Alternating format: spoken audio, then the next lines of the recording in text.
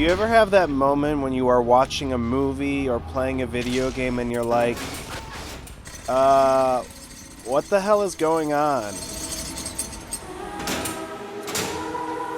And I'm not talking about that Smells Like Teen Spirit moment from that Peter Pan remake. Here we are now! Hesitators! Where you're so bewildered by the sheer awfulness of a scene that you march straight up to the box office and demand a refund for your ticket. If you don't have my money for me, I'll crack your fucking head wide open in front of everybody in the bank. What I mean is that moment when you're experiencing a scene and a once familiar reality slightly shifts into something else entirely. It's like being in a bookstore and realizing the books have no fucking covers! The reason why I bring this up is because scenes like this typically come from a highly subjective approach to reality and cinema. Best summed up by this moment from David Cronenberg's film, Videodrome. After all, there is nothing real outside our perception of reality, is there? You see, filmmakers like David Cronenberg do not find reality objective at all. In fact, reality, to quote Brian Oblivion, is nothing but our perception of it. The implication being that reality can mutate from a myriad of external and internal stimuli. This is all happening telepathically, non-consciously. What do you mean? If you look carefully at my lips, you'll realize that I'm actually saying something else. The reason why I bring this up is because, in fact, a video game carries a similar philosophy. Who are you? You chose to walk away, but in other oceans, you didn't. You took the baptism, and you were born again as a different man. This game, that is Bioshock Infinite, can literally melt time and space in a way that, well, can melt your brain. Just look at the image and sound. We are witnessing this scene through a first-person perspective with no interrupted takes. Look. It's us. Not exactly. We swim in different oceans but land on the same shore.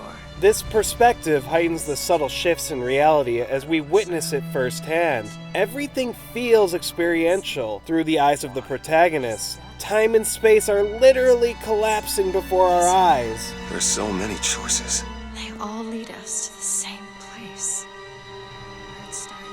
But I'm getting ahead of myself. To sufficiently address this topic, I would love to compare Bioshock Infinite creator Ken Levine with filmmaker David Cronenberg, the guy who directed Videodrome, Naked Lunch, and is basically the master of mindfuck cinema. But who's behind it? What do they want? I want you, Max. You. Now, these guys got a lot in common. They are both uncompromising artists who draw upon heavy works of fiction for inspiration. They are both atheists who tell stories about religious fanaticism. I don't know, brothers and sisters, but this one doesn't look clean to me. Death to the demon, Yevgeny Nourish! Death to Pilgrimage! Death to transcendence! And they both have a thing for ultraviolence.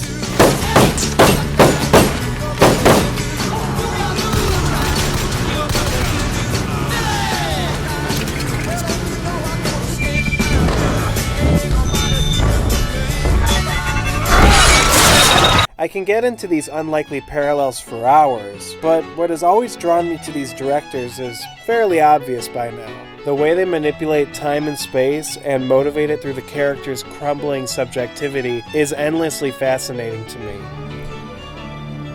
Do you have that bridge in real life? Absolutely not. My teeth are perfect.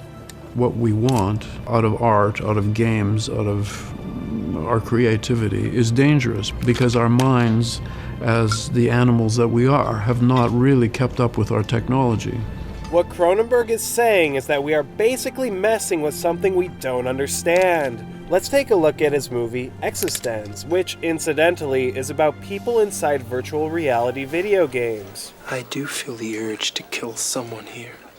Video games and technology form their own reality that is so potent that our brain is yet to comprehend the implications of said reality. It's like real life. There's just enough to make it interesting. Cronenberg isn't being weird for weird's sake. What can I do to make your lunch more pleasant? He's issuing an omen for what's to come. I found this in my soup. And I'm very upset. This idea is fundamental to understanding Bioshock Infinite. Bioshock Infinite finds players navigating a secluded dystopia in the sky. The society is run by a xenophobic religious fanatic who panders with corrosive ideas of progress, race, and technology. Come on! Are you gonna throw it? Or are you taking your coffee black these days?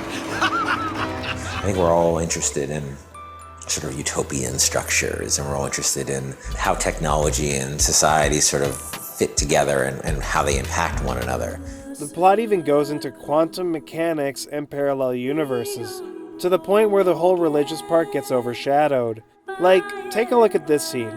In the opening moments of the game, where we, the players, are simply overwhelmed by the visual beauty of this idyllic city, things get a bit off-kilter, to say the least. Like this a cappella group we meet.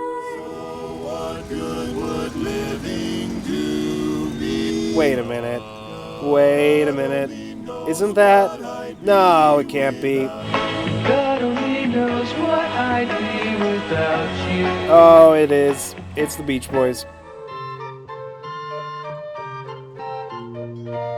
Hold up.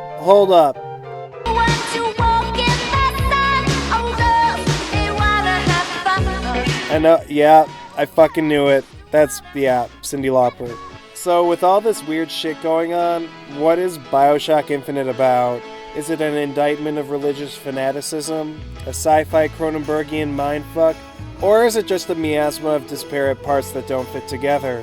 Well, let's take a look at that thing Cronenberg said again. What we want out of art, out of games, out of our creativity is dangerous because our minds, as the animals that we are, have not really kept up with our technology. If you sit on this quote for a bit, it may dawn on you that with technology, religion, xenophobia, or quantum theory, we shape reality. And that can be a very dangerous thing if, to quote Cronenberg, our minds haven't really kept up with any of it.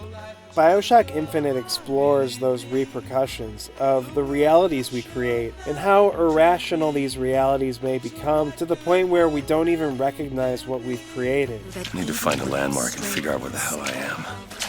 You see, Bioshock Infinite's dystopian paradise is simply the mutated brainchild of our latent fanatical desires, and if we indulge in those instincts and continue to play with fire, Bioshock Infinite's reality may one day become ours. There are loved ones in the glory. If it hasn't occurred to you by now, Bioshock Infinite is not just a video game. When you close your earthly store.